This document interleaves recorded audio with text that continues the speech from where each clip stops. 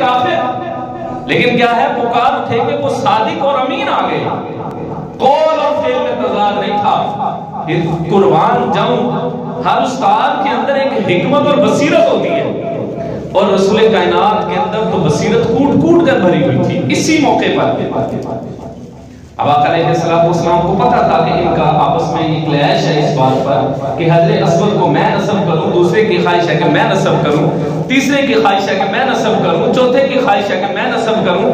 قربان جاؤں پیارے نبی کی بصیرت پر ایسا استاد دنیا میں کوئی آ ہی نہیں سکتا، ایسا معلم دنیا میں کوئی آ ہی نہیں سکتا۔ اس موقع پر بصیرت یہ بتا رہی تھی کہ ایسی بصیرت صرف نبی کے پاس ہی ہو سکتی ہے، کسی اور کے پاس ایسی بصیرت نہیں ہو سکتی۔ رسول کائنات نے ایک بڑی چادر منگوائی، بڑی چادر منگوا کر میرے نبی کائنات نے کہا کہ سب جو ہیں اس چادر کو پکڑ لیں، جتنے بھی قبیلے والے ہیں وہ اس چادر کے کناروں کو پکڑ لیں۔ سارے قبیلے والے آئے اور چادر کے کناروں کو پکڑنا شروع کر دیا۔ میرے نبی نے حجر اسود کو اپنے ہاتھوں سے اٹھایا اور اس چادر کے اندر ڈال دیا، فرمایا سارے اس کو جو ہے حتیم کے قریب لے کے جائیں۔ اب سارے خوش ہیں کہ سب نے چادر پکڑی ہوئی حجر اسود کو لے کے جا رہے ہیں، اور بالآخر میرے نبی نے حجر اسود کو اٹھایا اور اپنے ہاتھوں سے نصب کر دیا۔ کوئی لڑائی نہیں ہوئی، کوئی جھگڑا نہیں ہوا، کوئی قتل و غارت نہیں، مگر نہ قتل و غارت ہونے والی تھی۔ تو ایک استاد کے اندر جو بصیرت ہوتی ہے وہ مکمل طور پر میرے نبی کائنات صلی اللہ علیہ وآلہ وسلم کے اندر موجود تھی۔ اور ایک استاد اپنے علم کے اندر ماہر ہوتا ہے، اور حضور سے بڑھ کر کوئی اپنے علم میں ماہر ہو سکتا ہے۔ یتلو علیہم آیاتہ ویزکیہم، استاد جو پڑھاتا ہے وہ تربیت بھی کرتا ہے۔ رسول کائنات نے صحابہ کو پڑھایا بھی اور تربیت بھی کر کے دکھائی، اور تربیت کے لیے خود کے کردار کو سامنے رکھا کہ تربیت کے لیے خود ایگزامپل بنے، خود مثال بنے۔ آپ نے خود ہر چیز کر کے دکھائی کہ اس طرح کرتے ہیں۔ کئی ایسے موقع آئے ہیں کہ صحابہ کرام اپنی پریشانی لے کر آئے تو حضور نے اپنے آپ کو اس پریشانی میں، حضور پہلے سے مبتلا تھے تو صحابہ کے دل کو تشفی ہو جاتی کہ حضور نے تو خود یہ ساری چیز کر کے دکھائی ہے۔ ایون کہ وضو کی بات آئی تو صحابہ کو وضو کر کے سکھایا، نماز پڑھنے کی باری آئی تو حضور نے نماز پڑھ کے دکھائی، قرآن پڑھنے کی باری آئی تو حضور نے قرآن پڑھ کے دکھایا، صحابہ کو ایک ایک لفظ سمجھایا، سکھایا اور پھر دل میں بٹھایا۔ میں تو نہیں کہہ رہا، اللہ کا قرآن کہہ رہے ہیں کہ تمہارے اندر سے ایک رسول ہے، یتلو علیہم آیاتہ، جو تم پر میری آیات کی تلاوت کرتا ہے، ویزکیہم، اور دلوں کی صفائی بھی کرتا ہے، تمہارے دل کا تزکیہ کرتا ہے، ویزکیہم، تمہیں کتاب اللہ کی سکھاتا بھی ہے اور دل میں باتیں بٹھاتا بھی ہے۔ نبی کریم صلی اللہ علیہ وآلہ وسلم نے صحابہ کو پھر ایسا قرآن سکھایا، ایسا قرآن سکھایا، ایسا قرآن سکھایا کہ وہ قرآن زمین پر پڑھتے ہیں لیکن اللہ کی طرف سے جبریل آتے ہیں کہ اللہ کو آپ کے صحابی کا قرآن پڑھنا پسند آ گیا۔ ذرا اپنے صحابی کو کہیں کہ ذرا قرآن اور پڑھیں، میں اللہ اور اللہ کے فرشتے اس صحابی کی زبان سے قرآن سننا چاہتے ہیں۔ نبی کریم صلی اللہ علیہ وسلم کے اندر ہر چیز جو ایک استاد کے اندر کوالٹی ہونی چاہیے وہ مکمل طور پہ موجود تھی۔ ایک استاد کو رحم دل بھی ہونا چاہیے، اگر اس کو سخت بھی ہونا چاہیے، اس کو رحم دل بھی ہونا چاہیے۔ رسول اللہ صلی اللہ علیہ وسلم، کیونکہ دیکھیں شاگرد غلطیاں کرتے ہیں، شاگردوں سے غلطیاں ہوتی ہیں، استاد کو پتا ہوتا ہے میں نے یہاں پر ایک شاگرد کے ساتھ سختی کرنی ہے، تو استاد کو پتا ہوتا ہے کہ یہاں پر میں نے نرمی بھی کرنی ہے۔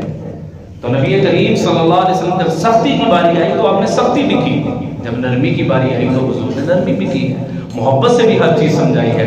میں یہاں پر اگر درد مندانہ اور رحم دل ہونے کی وجہ سے، کیونکہ ایک استاد رحم دل بھی ہوتا ہے، میں اگر آپ کو یہ بات بتاؤں تو آپ کے دل کے اندر میرے نبی کی محبت پھر سے تازہ ہو جائے گی کہ رحم کیا ہوتا ہے، درد کیا ہوتا ہے۔ رحم تو تھی، حضور تو تھے ہی رحمت، سراپا رحمت تھے، کیونکہ قرآن نے کہا وما ارسلناک الا رحمتا للعالمین، اللہ نے میرے نبی کو رحمت بنا کر بھیجا۔ ایک استاد رحم دل ہوتا ہے، سخت بھی ہوتا ہے، رحم دل بھی ہوتا ہے۔ اور رحم دل کس طرح تھے؟ نبی کریم صلی اللہ علیہ وسلم کے ایک شاگرد ہیں جن کو کہا گیا ہے حضرت انس رضی اللہ تعالیٰ عنہ۔ حضرت انس رضی اللہ تعالیٰ عنہ نے 10 سال میں نبی کریم صلی اللہ علیہ وسلم کی غلامی کی، نوکری کی، ملازمت کی، اب تو وہ شاگرد ہی نہ ملتے جو اپنے استادوں کی ملازمت کے لیے تیار ہو جاتے ہیں، اب تو وہ شاگرد نہ رہے اور استاد نہ رہے۔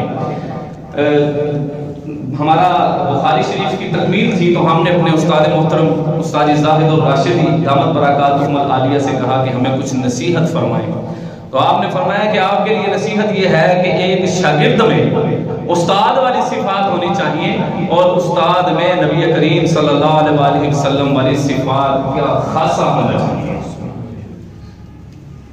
اللہ والی صفات ہونی چاہیے۔ اللہ والی صفات کون سی؟ جو انسان کو اپنانے کا حکم دیا گیا ہے، یعنی رحم کرنا اللہ کی صفت ہے، اللہ کو پسند آتا ہے جو بندہ رحم کرتا ہے۔ معاف کرنا اللہ کی صفت ہے، اللہ کو پسند ہے وہ بندہ جو معاف کرتا ہے۔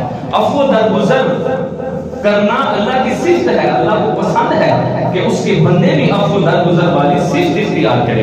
تو نبی کریم صلی اللہ علیہ وسلم کے بارے میں حضرت انس خود راوی ہیں، حضرت انس خود فرماتے ہیں کہ 10 سال میں نے حضور کے قدموں میں گزارے، 10 سال میں نے حضور کی ملازمت کی۔ تربیت دیکھیے کس طرح ہوتی ہے۔ 10 سال میں حضرت انس کہتے ہیں مجھ سے کئی بار غلطیاں ہوئی، 10 سالوں میں کئی بار مجھ سے کوتاہیاں ہوئی، لیکن 10 سالوں میں ایک دن بھی ایسا نہیں آیا کہ حضور نے میرے اوپر سخت الفاظ استعمال کیے۔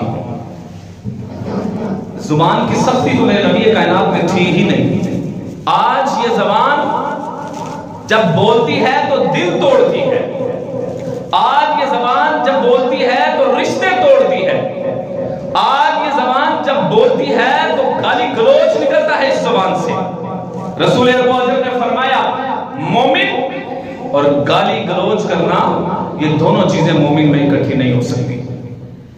رسول اللہ صلی اللہ علیہ وسلم نے فرمایا منافق کی نشانیوں میں سے ایک نشانی یہ بھی ہے کہ جب وہ گفتگو کرتا ہے تو گالیاں دیتا ہے۔